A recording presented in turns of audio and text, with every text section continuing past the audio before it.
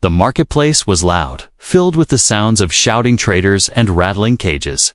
The smell of dust, sweat, and metal filled the air. Aliens from many worlds moved around, bargaining for the strongest slaves, the rarest creatures, the most skilled workers. But in the farthest corner of the market, away from the main crowd, sat a small rusted cage. Inside that cage, a young alien girl sat on the cold ground, her back against the bars, her head bowed. She had no right arm, and a dirty cloth covered one of her eyes. Her skin was pale under the dirt, her hair tangled and dull. Every few minutes, she coughed weakly. The traders had stopped calling out her price hours ago. No one cared. Broken, one alien muttered while walking past. Worthless, another laughed. Even when other slaves were sold for high amounts, no one wanted her. She was not strong enough to work, not beautiful enough to be desired, not healthy enough to survive long. To them, she was just a waste of space. Then, through the noise of the market, a human man appeared. He wore a dark coat, his face calm, his steps steady. Unlike the other buyers, he did not rush to the healthy slaves at the front. Instead, his eyes scanned the cages slowly, carefully, until they stopped at the small one in the corner. He walked closer, ignoring the stares from others. The trader guarding her cage looked up, surprised. "You don't want this one?" The trader said with a smirk. "She can't work, she can't fight, and she'll probably die in a week." The human's eyes did not move from the girl. "How much?" he asked simply. The trader burst out laughing. "How much?" "For her. I'll give her to you for almost nothing. You'd be doing me a favor taking her away." Nearby buyers chuckled, whispering that the human must be crazy. The girl, still staring at the ground, felt the same. Why would anyone want her? Without another word, the human pulled a few coins from his pocket and handed them to the trader. The rusty cage was unlocked. The door creaked open. "Go on, she's yours now," the trader said, almost mockingly. The girl didn't move at first. Her body trembled. Her bare feet hesitated on the cold metal floor. The human knelt slightly, his voice quiet. "Come on," he said. Something in his tone was different. Not harsh, not demanding, just calm. Slowly, the girl stepped out, expecting a blow or a chain, but none came. The human simply turned and started walking away, glancing back to make sure she followed. As they left the market, the crowd kept laughing. Some called out, "Enjoy your trash, human," but he didn't react. The girl followed at a distance, unsure what awaited her. Every step felt heavier than the last. When they reached his small transport ship, he opened the door and gestured for her to enter. Inside was quiet, warm compared to the cold market air. She stood by the entrance, still afraid to move further. The human went to the control seat, starting the engines without a word. The ship lifted from the ground, leaving the noise of the market behind. The girl sat in a corner, hugging her knees. Watching him cautiously, he didn't look at her, didn't shout, didn't chain her, just flew the ship through the endless black of space. She didn't understand. No one had ever taken her without hurting her. Hours passed in silence until he placed a small package of food and a bottle of water in front of her. She stared at it, then at him, suspicious. "Eat," he said simply. Before turning away, her stomach growled, but she didn't touch it too many times before. Food had been a trick, a way to punish her later. She stayed awake long after he went to rest in the back of the ship. The hum of the engines was the only sound. Her mind was full of questions she didn't dare ask. Why did he take her? What did he want? And why, for the first time in years, did his eyes not look at her with disgust? Somewhere deep inside, a tiny spark of curiosity flickered for so long. She had been sure of one thing. No one would ever see her as anything but broken. But maybe, just maybe, this human was different. Still, she could not trust him yet, and so she closed her eyes. waiting for the moment when his true intentions would finally show. The ship drifted quietly through space, far from the noise of the market. Stars shimmered outside the small windows, casting faint light across the cabin. The girl sat in the corner, knees pulled to her chest, her eyes fixed on the floor. The food he had given her earlier still sat untouched beside her. The human sat at the controls, his gaze fixed ahead, hands moving over buttons and levers with calm precision. He didn't speak unless necessary, and he didn't look at her often. Still, there was no chain around her ankle, no guards, no cruel orders. It felt strange, almost wrong after years of captivity. Every sound of the ship seemed louder in the silence, the steady hum of the engine, the soft clicking of his fingers on the console, the occasional beep from a navigation system she kept. Glancing at him, wondering when he would finally reveal why he had taken her, her mind kept whispering that this peace was only temporary. Hours passed, and her hunger became harder to ignore. Finally, she reached for the food.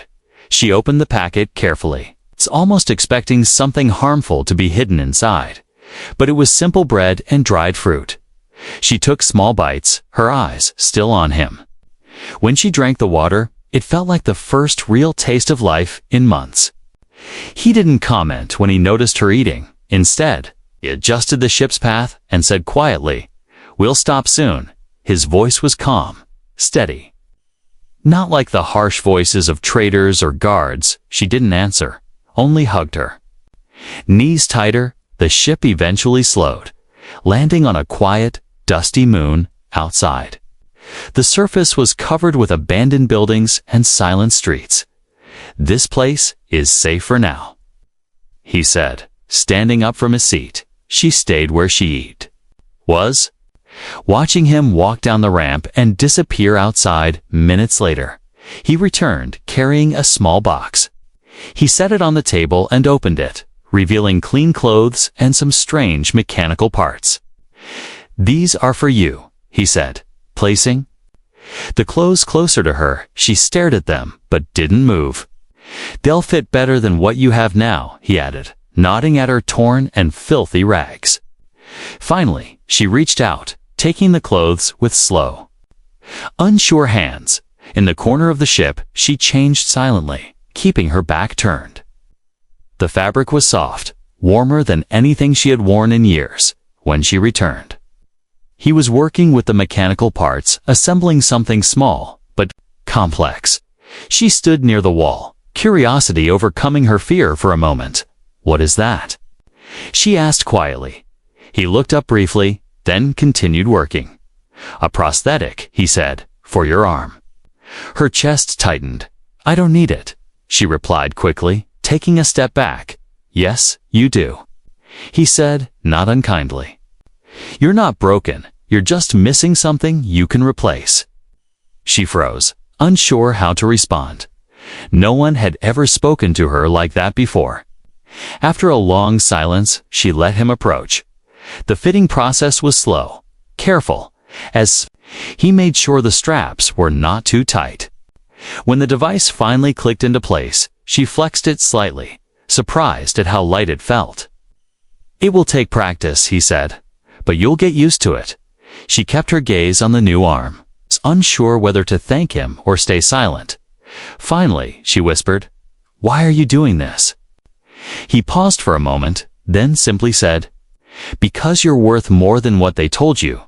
Her throat tightened, and she quickly looked away. The words didn't make sense. They didn't match the world she knew. Still, something in his tone made them hard to reject. That night, she lay in the corner again, but this time, her eyes kept going to the prosthetic arm resting beside her. It wasn't a chain. It wasn't a weapon. It was hers. The human sat at the controls, working late into the night. She wondered where he was taking her. The answer came the next morning when he said, "We're leaving this system somewhere they can't find you." His words sparked both hope and fear inside her. Leaving meant freedom, but it also meant the unknown. And the unknown had always been dangerous. Still, she followed him back to the cockpit. Outside, the stars seemed endless, as if they were leading her toward a life she had never imagined. The ship floated through open space, heading toward a small supply outpost on the edge of the galaxy. The human sat in the pilot's chair. Adjusting the course every now and then, the girl sat quietly behind him, her new clothes fitting better. The prosthetic arm resting on her lap, she still didn't fully trust him. But she could no longer deny that he had done more for her in 2 days than anyone else had in years. When they reached the outpost, the ship landed with a soft thud on the metal platform through the window. She saw a cluster of small buildings under a protective dome. Glowing faintly in the darkness of space, he stood up, glancing at her. "Stay close," he said simply. She nodded, still unsure why she was obeying so easily as they stepped out. The air felt different, cleaner, warmer, and the quiet hum of the dome's shields echoed in the distance. Other aliens passed them, some curious, some ignoring them completely. She noticed the way some looked at her missing arm. Even though the prosthetic was hidden under her sleeve, she instinctively lowered her head, the old habit of avoiding eye contact returning instantly. The human stopped at a small shop filled with spare parts, medical kits, and tools. He spoke to the shopkeeper, his voice low but confident. The shopkeeper's eyes shifted to the girl for a moment. But the human's gaze was sharp enough to make him look away. Coins exchanged hands, and soon the human was carrying a small bag filled with supplies. Next, they entered a narrow hallway that led to a quieter section of the outpost. He stopped at a small food stall and handed her a warm container. "Eat," he said. This time, she didn't hesitate. The steam from the soup rose into the air, the smell rich and comforting. She took a cautious sip, then another, until she realized she had finished it all without thinking. When she handed the empty container back, he said nothing, just kept walking toward the docking bay.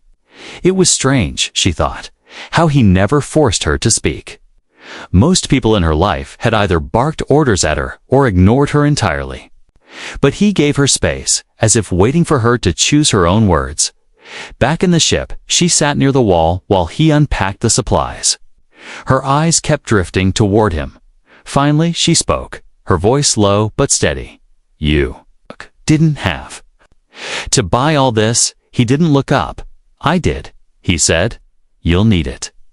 Something inside her shifted, a small thread of trust, fragile but real. Still, doubt lingered. "What if you change your mind?" she asked, her tone sharper than she meant. He paused for a moment, then set the supplies aside and looked directly at her. "I'm not here to hurt you," he said slowly, "and I don't plan to change my mind." Her chest tightened. No one had ever promised her safety before, not like this. She didn't answer, afraid her voice would betray her thoughts. Instead, she looked at the prosthetic arm, then at him. "I don't know how to use it," she admitted quietly. Without hesitation, he stood and came over. "Then we start now," he said. For the next hour, he guided her through simple movements, opening and closing the hand, gripping objects, adjusting the angle of the wrist. At first, she fumbled, frustrated. But every time she failed, he simply said, "Try again." Without any hint of impatience, by the time she managed to pick up a small tool without dropping it, she felt a flicker of pride. It wasn't much, but it was something.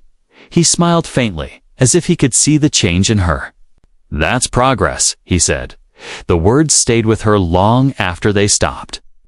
That night, she lay in her corner, but she didn't curl into herself as tightly as before. Her thoughts wandered to the strange human who had bought her for nothing and treated her like she mattered. She didn't know what he truly wanted. But for the first time, the idea that he might actually mean no harm didn't seem impossible. As the hum of the ship carried her into sleep, she realized something. She hadn't been watching the door, waiting for danger. She had been watching him, wondering what tomorrow would bring, and that, in itself, felt like the first sign of Quoki. Sin, I life, like the first sign of Quoke.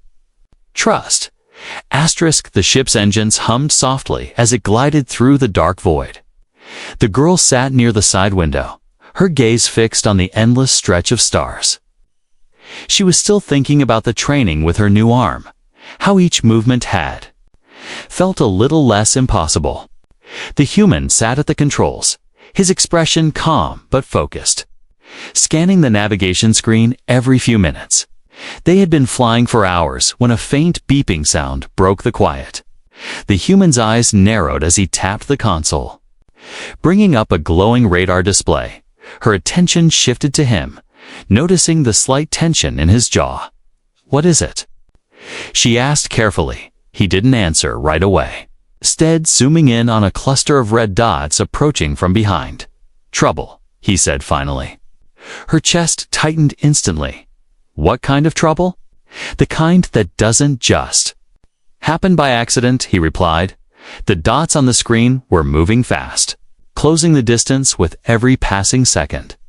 The human reached for a small scanner from the side panel and walked toward her. "Hold still," he said, running it over her head and shoulders. She flinched at the sudden closeness but didn't pull away. A faint beeping came from the scanner, and he muttered something under his breath.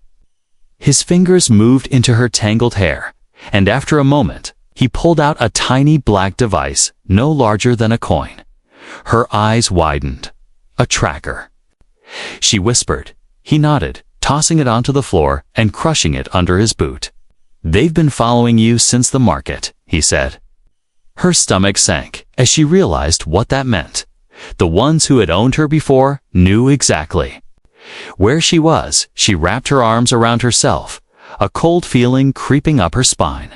"They'll come for me," she murmured. His eyes met hers, steady and firm. "They'll have to go through me first," he said. It was such a simple sentence, but it carried a weight that made her breath catch. The radar beeped louder. The dots were now much closer. He hurried back to the controls, adjusting the ship's course sharply. The sudden shift made her grab the seat for balance through the window. She saw distant shapes emerging from the darkness.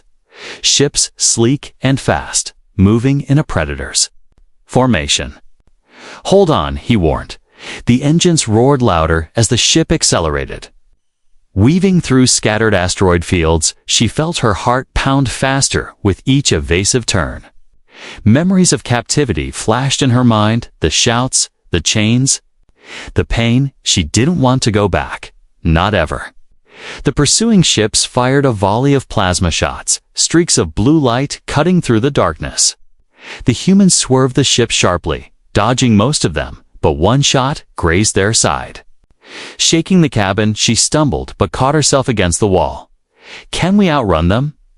she asked, her voice shaking. "Not for long," he replied, his eyes still on the navigation screen. "But I have an idea." He steered the ship toward a massive asteroid belt ahead. The rocks drifted slowly, some the size of houses, others as large as cities. The enemy ships hesitated for a moment before following. The human used the chaos of moving asteroids to weave through narrow gaps, forcing the pursuers to slow down, but it wouldn't last forever. She knew it. And from the tightness in his movements, he knew it too. Her mind raced. If they caught them, it wouldn't just be him in danger. "They want me," she said. "Suddenly, if I go to them, you'll be safe." He didn't even look at her. "That's not happening," he said flatly. Her throat tightened.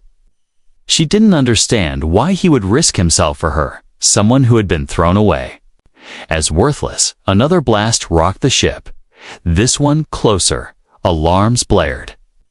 Red lights flashing across the cabin. "We're going to need to land," he said. "Where?" she asked, her hands gripping the seat. "Somewhere they won't want to follow," he replied, eyes narrowing as he scanned the map through the front window. A shadowy planet came into view. Its surface was covered in jagged mountains and swirling clouds of dark storms. A dangerous place, but maybe dangerous enough to keep their hunters at bay. As the ship descended toward the stormy world, the girl realized something. For the first time in her life, someone was running with her, not from her, and that thought alone kept her fear from taking over completely. The storm planet roared beneath them. Lightning forked across the black clouds, and the wind slammed against the ship like invisible fists. The human gripped the controls tightly, guiding them between towering rock spires that rose like jagged teeth from the surface. The girl clung to the seat beside him, her heart pounding at the sight of the violent landscape rushing past. The pursuing ships broke through the clouds behind them, their sleek hulls gleaming with deadly light. "They followed us," she whispered, her voice tight with fear. "Of course they did," the human said, his tone steady. "They're not giving up easily." Bolts of plasma fire streaked past, exploding against the rocks in showers of dust and sparks. The human jerked the ship sideways. Dodging a direct hit, the storm made their movements unpredictable, but it also made aiming harder for their enemies. "That's our advantage," he muttered, scanning for the narrowest gaps between the spires. One enemy ship came in low, almost skimming the surface. It tried to cut them off, but the human dove the ship under a crumbling stone arch, forcing the pursuer to pull up sharply or crash. The girl's breath caught. "You could have hit that," she said. "I didn't," he replied simply, eyes never leaving the path ahead. A blast shook the ship from behind. Panels flickered, alarms screamed. "They're hitting our engines," he said, adjusting the controls to keep them from spiraling. She glanced at the radar. 3 ships still chasing, all closing in. Her stomach sank. "They won't stop," she said. "No," he agreed. "So we'll have to make them." He steered the ship sharply toward the edge of the canyon they were flying through. Ahead, the storm clouds churned violently, hiding something massive. Inside, the girl leaned forward, straining to see. Then her eyes widened. Through the lightning, the outline of a huge spinning rock field appeared. Chunks of debris and broken asteroids circled in chaotic motion, colliding and shattering against each other. "That's suicide," she said. "Only if you don't know how to dance," he replied. Pulling the throttle, the ship surged forward, entering the chaos. Rocks the size of houses hurtled past them, some close enough to scrape their hull. The human weaved through them with precise, almost impossible movements. Behind them, one enemy ship tried to follow, but clipped a spinning boulder. It exploded. In a flash of light, the girl gripped the side rail so tightly her knuckles ached. "You're insane," she muttered. "Maybe," he said, "but it's working." The remaining 2 ships pushed harder, firing through the rocks. One bolt struck just above the cockpit, sending sparks raining down inside. He gritted his teeth, rerouting power to the shields. "Hold on," he warned. The ship banked hard. To the right, squeezing between 2 massive asteroids that slammed together just seconds after they passed. Her breathing was quick and shallow, but her eyes stayed on him. He wasn't panicking. Not even when another enemy shot scorched their left wing. He just kept flying like the chaos was nothing more than a puzzle to be solved. Finally, they burst out of the rock field into open space again. The storm planet now a swirling ball far below them. One enemy ship emerged from the rocks behind them, but the other never made it out. "That's one left," he said. Pushing the engines to full power, the last pursuer stayed close, refusing to break off. The human checked the weapons. Panel half the systems were down. He glanced at her. "Strap in," he said. "Why?" she asked. "Because we're ending this," he replied. He cut the main thrusters suddenly, and the ship dropped speed. The enemy, unable to react in time, shot past them. In that brief second, the human fired their last functional missile. The projectile struck the pursuer's engines, sending it spinning out of control before it vanished into the darkness. Silence filled the cabin, except for the hum of their damaged systems. She let out a long breath. She didn't realize she was holding. "They're gone," she asked. For now, he said. Leaning back in his seat, she stared at him for a long moment. You risked your life. For me, she said slowly. His eyes met hers, steady and unwavering. I told you, you're worth it. He replied, her chest tightened at the words, for the first time in years. She didn't feel like someone's burden. She felt like someone's choice. The ship drifted in the quiet after the battle. The stars outside were calm and steady, a sharp contrast to the chaos they had just escaped. The girl sat in her seat, staring at the dark emptiness beyond the window. She was still trying to process what had happened, the chase, the danger, and the fact that the human had risked everything for her. The human was busy checking the damage report. Panels flickered weakly, a few wires sparked, and the hum of the engines had an uneven rhythm. We'll need to stop somewhere safe to repair, he said without looking up. She nodded, though her mind was far away. When they landed on a small, abandoned mining station floating in deep space, the silence of the place was unsettling. Dust covered the walls, and old machinery sat still. As if frozen in time, the human began unloading tools, preparing to patch the ship's most urgent problems. She stood nearby, unsure how to help. Hand me that wrench, he said, pointing. She picked it up with her prosthetic hand, surprised at how naturally it moved now. He worked for hours, tightening bolts, rewiring systems, sealing cracked panels. At first, she just passed him tools. But soon she found herself kneeling beside him, checking circuits. Her eyes traced the patterns of the wiring automatically. Her fingers moved with practiced precision. Even though she hadn't touched anything mechanical in years, he noticed. You've done this before, he said quietly. She froze.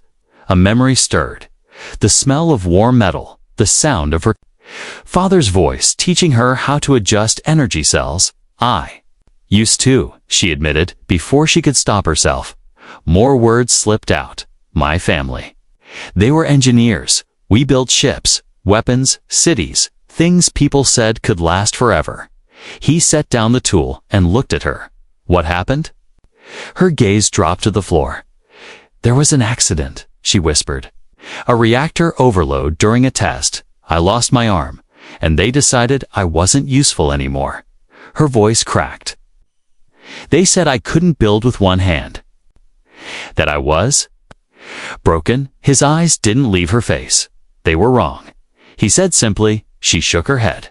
No, they weren't. I tried to keep working, but they took my tools, locked me out, sold me to traders.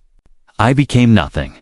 He leaned closer, his tone firm but not harsh. You're not nothing.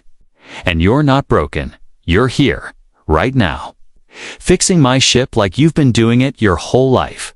She blinked, startled by the certainty. In his voice, the words felt strange, like they didn't belong to her, and yet, deep down, something inside her wanted to believe them. They kept working side by side. Soon, the ship's engines purred again, smoother than before. When she checked the systems, the diagnostics were perfect. For the first time in years, pride flickered. Inside her chest, you did that, he said, a small smile tugging at his lips. She looked away quickly, hiding her own smile. As they packed the tools, she hesitated, then asked, Why did you buy me? It was a question she had been holding since the market. He didn't answer right away, instead, closing the last panel on the ship. Because I saw someone worth saving, he said finally. Everyone else saw someone broken. I saw someone who just needed a chance. Her throat tightened at his words. For years, she had defined herself by what she had lost. Not what she still had, but this human, who had no reason to care, looked at her and saw more. She didn't know if she could ever repay him, but she knew she wanted to try. That night, in the quiet of the ship, she sat by the window, watching the stars drift past. She thought about her family, the life she had before, the moment everything had changed, and then she thought about now, about the tools in her hands. The hum of the repaired engines, the human who refused to let her go for the first time. The thought of the future didn't scare her. It felt possible, maybe even bright. She glanced toward the cockpit, where he sat quietly piloting a question, formed in her mind not about where they were going, but about who she was becoming, because maybe she wasn't just the broken girl anymore. Maybe she was something else entirely, and maybe, just maybe, she was worth saving after all. The journey after the repairs was quiet at first. The girl had begun moving around the ship more freely, her steps no longer hesitant. She had even started asking questions about the navigation systems, her curiosity slowly replacing her fear. The human answered when he could, teaching her about routes, engines, and energy shields. But peace never lasted long. 3 days after leaving the mining station, the radar lit up again. Her stomach dropped when she saw the red dots, more ships. "They found us," she said, her voice tight. "They're not giving up," the human replied, his jaw set. This time, there were 4 enemy vessels, and they were closing in fast. "They want me?" she whispered. He glanced at her. "Then we make sure they never get you." She stared at him for a moment, then made a decision she hadn't made in years. She wouldn't run and hide this time. She moved to the engineering bay without waiting for him to tell her. "What are you doing?" He called after her, "Giving us a fighting chance," she said, her voice firm. Her prosthetic arm whirred softly as she opened a panel on the floor, revealing the ship's main energy core. Memories of her old life flooded back. The smell of hot metal, the hum of systems under her control. Her fingers moved quickly, rerouting power from non-essential systems into the shields and weapons. She bypassed the standard safety locks, boosting the plasma cannons to twice their usual output. The human appeared in the doorway, watching silently. "You know what you're doing," he said, almost in disbelief. She didn't look up. "I told you, I used to build ships like this." The enemy ships were now in range, their weapons glowing. "Ready?" he asked, moving back to the pilot's seat. She joined him at the console, hands flying over controls to adjust targeting. The first volley came, blue bolts slamming into their shields. The ship trembled, but her modifications held. "Fire," he said. She pressed the trigger, and the plasma cannons roared to life. The first enemy ship took a direct hit to its engines, spinning out of formation. Her lips curved into a small, fierce smile. It had been years since she had felt this. The rush of control, the power to fight back. The remaining 3 ships tightened their formation, trying to flank them. She switched tactics, using the targeting system to hit the weak points she recognized from her engineering knowledge. One by one, she disabled their shields, leaving them exposed. The human took advantage, weaving through their line and blasting another vessel into flames. 2 ships left, both firing wildly now. One bolt struck their side, shaking the cabin. "Shields holding," she reported, her voice steady. The human glanced at her. "You're enjoying this." She didn't deny it. "I'm tired of being chased," she said. "It's time they learned I'm not broken." With one final calculated shot, she sent a blast into the last ship's weapon core. It exploded in a bright flash, scattering debris into the void. Silence followed, broken only by the steady hum of their own engines. Her heart was pounding, but not from fear, from victory. The human leaned back, letting out a slow breath. "That," he said, "was incredible." She looked at him, a small spark in her eyes. "I told you," she said quietly. "I can still build, fix, and fight." For a moment, they just looked at each other. The endless stars surrounded them, but inside the ship, the space felt warm, almost safe. She knew the danger wasn't gone forever. Someone else might come for her again. But now, she wasn't the same girl who had been sold in a rusted cage. She had her skills back, her strength back, and maybe even her future back. as they set a course toward the nearest free colony. She sat beside him in the cockpit. He glanced at her and said, "You know, you're worth more than any ship I've ever flown." She smiled, not the small, uncertain smile she used to give, but a real one. Because now she knew it too. They flew on to unlikely allies bound by choice, not chains, and for the first time in her life, the stars ahead didn't look cold, they looked like freedom.